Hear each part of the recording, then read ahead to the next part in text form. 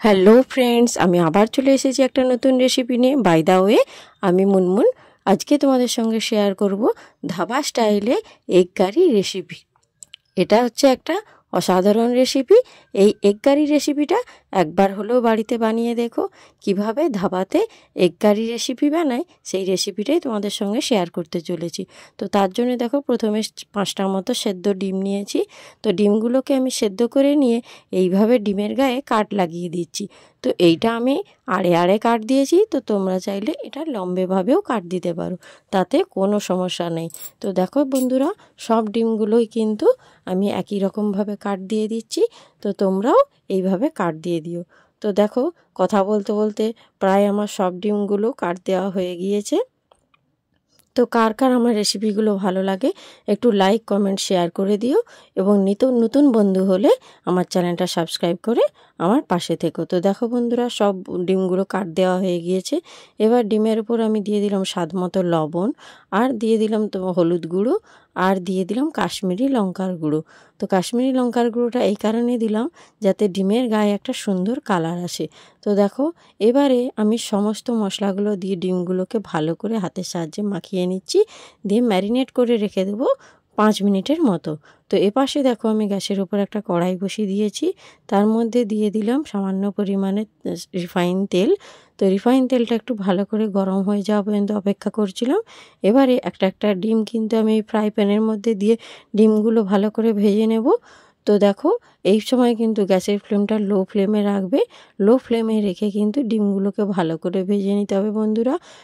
যত ডিমগুলো ভাজা হবে রেসিপিটা কিন্তু ততটাই সুন্দর হবে।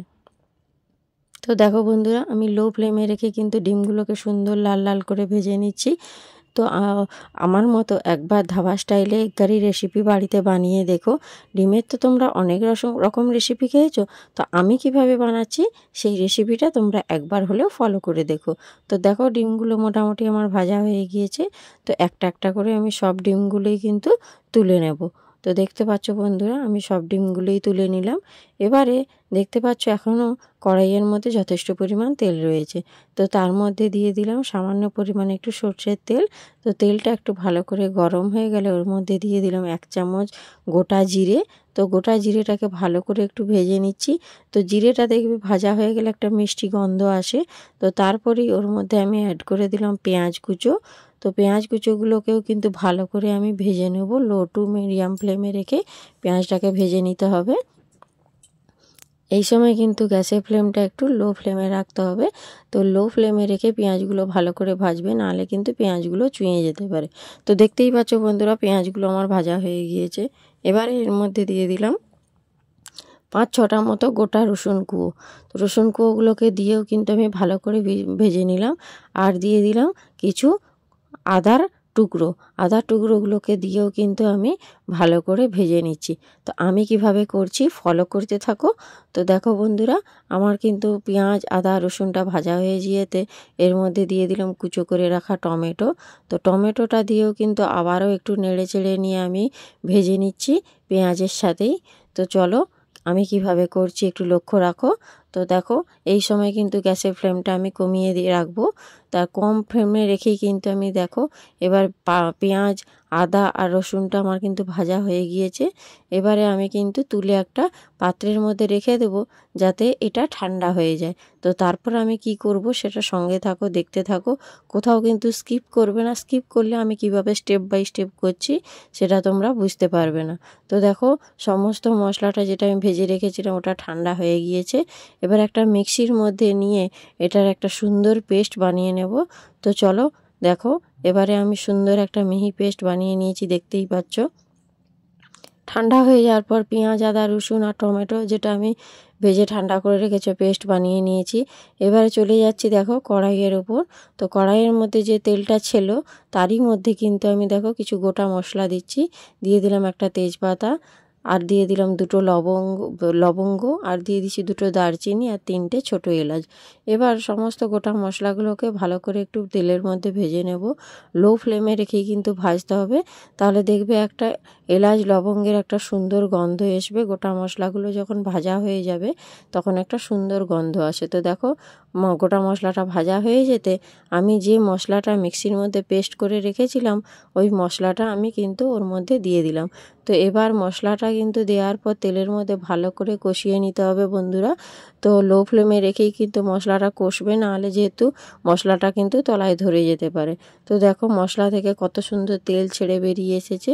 এই পর্যায়ে এর মধ্যে অ্যাড করে দিলাম স্বাদ মতো লবণ, আর অ্যাড করলাম 1/2 চামচ মতো কাশ্মীরি লঙ্কার গুঁড়ো, আর দিয়ে দিলাম 1/2 চামচ মতো লবণ, আর দিয়ে দিলাম 1/2 চামচ মতো ধনে গুঁড়ো।